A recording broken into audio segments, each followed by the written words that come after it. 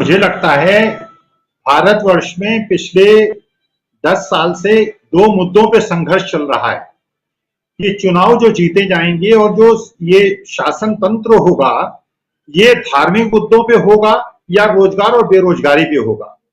नीतीश बाबू जिस उसमें संगति में थे, वहां का जो उद्देश्य था और जो उन्होंने करके दिखाया था कि बेरोजगारी और महंगाई कोई बहुत बड़ा मुद्दा नहीं है चुनाव जीतने के लिए और चुनाव पे बने रहने के लिए। जो मुख्य मुद्दा है वो धार्मिक मुद्दे हैं। इसलिए शायद नीतीश बाबू ने ये उस समय कहा होगा कि मैं रोजगार उपलब्ध नहीं करा सकता क्योंकि धन की उपलब्धि नहीं होगी। देखिए, वास्तविकता में बिहार के अंदर जो एक धन का बहुत बड़ा स्रोत है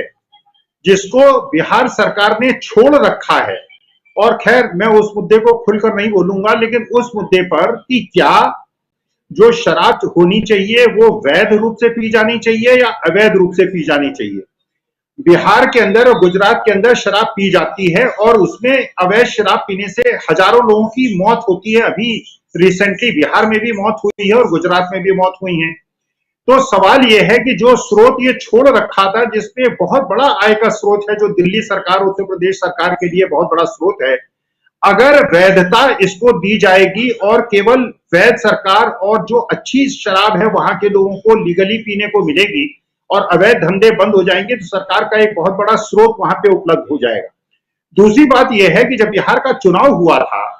तो ये तेजस्वी यादव ने दिखा दिया था, बिल्कुल कांटे का चुनाव हो गया था, 5-7 सीट से उधर उधर रह गया था और पूरा तेजस्वी यादव ने ये सिद्ध कर दिया था कि बिहार के लोग इतने ज्यादा बुद्धिमान हैं और इतने ज्यादा संघर्षशील हैं और इतने ज्यादा समझदार हैं कि वो धार्मिक मुद्दे में न उलझकर वो रोजगार के मुद्दे पे आ गए थे और थोड़ी सी चूक रह गई थी। तो ये जो रोजगार उपलब्ध कराना है ये बहुत ज्यादा मुश्किल काम नहीं है क्योंकि स्रोत कोई समस्या नहीं है। तीसरी जो बहुत बड़ी बात है, देखिए, जो उद्योग स्थापित करने के लिए अवस्थापनाएं जो है वो बहुत महत्वपूर्ण होती हैं, आप जानते हैं। केंद्र सरकार ने जो धर्म के अलावा एक मुद्दे पे सबसे अच्छा काम किया है वो है इंफ्रास्ट्रक्चर, और बिहार इस मामले में बहुत ज्यादा लकी रहा है कि वहां पे रोड का इंफ्रास्ट्रक्चर भी बहुत अच्छा बन गया है। अगर वहां रोड के इंफ्रास्ट्रक्चर की बात देखें तो तीसरे नंबर पे है केरला और बंगाल के बाद। तो वहां जो इंटेंसिटी ऑफ रोड्स है वो बहुत ज्यादा है, पावर अवेलेबिलिटी बहुत ज्यादा है, पावर की क्वालिटी चाहे उतनी अच्छी ना हो। तो जिस क्षेत्र में जहां पे रोड अच्छी हो और जहां पे पावर इंफ्रास्ट्रक्चर अच्छा हो, और तीसरी बात जो मैं कहना चाहता हूं, देखिए, जो इंडस्ट्रियलिस्ट होता है ना, वो जमीन पे अपने कान रखता है, वो सूंघता है कि 2024 में कौन जीतने वाला है। और अगर उसको जरा सा भी आभास हो गया, क्योंकि हम जानते हैं कि जो हिंदी भाषी प्रदेश हैं केवल उसमें 90% सीट जीतने की वजह से बीजेपी 2019 में सत्ता में आई थी, और उसमें अगर 50-60 सीटें भी कम हो गई तो सत्ता का परिवर्तन हो जाएगा।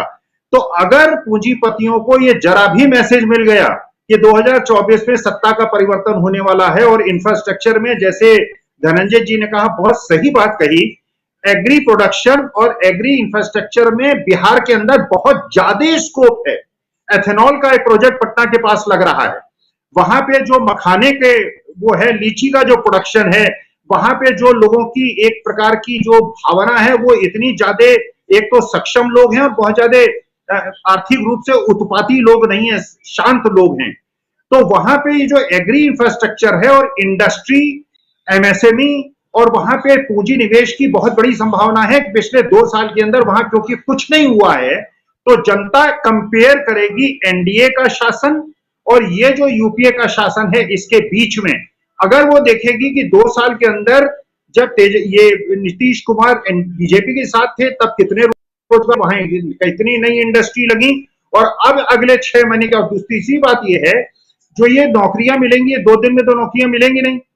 इनका पहले एप्लीकेशन मांगी जाएंगी। अभी तक जो होता आ रहा है, एप्लीकेशन मांगी जाती हैं, भेजे जाते हैं और उसके बाद पेपर लीक हो जाता है, बच्चे इंतजार करते रहते हैं, नौकरियां नहीं मिलती हैं, चुनाव जीत लिए जाते हैं। तो अगर अगले 1 साल के अंदर ये चयन प्रक्रिया निष्पक्ष रूप से हो पाई और इस प्रकार से आय के स्रोत बढ़ा के अगर ये नौकरियां उपलब्ध कराई गई और एमएसएमई के माध्यम से इंडस्ट्री को ये मैसेज देके कि भैया अब हम सत्ता में आने वाले हैं तो यहाँ पे निवेश करो। देखिए, बिहार का जो ये अगले 2 साल का जो कार्यकाल है, ये पूरे देश की राजनीति को एक प्रकार की दिशा देगा। अगर ये 2 साल में काम नहीं कर पाए तो मोदी जी दोबारा आएंगे, और ये काम कर पाए तो नीतीश कुमार देश के अगले प्रधानमंत्री बनेंगे। तो बहुत सारी बातें और बहुत महत्वपूर्ण बातें इस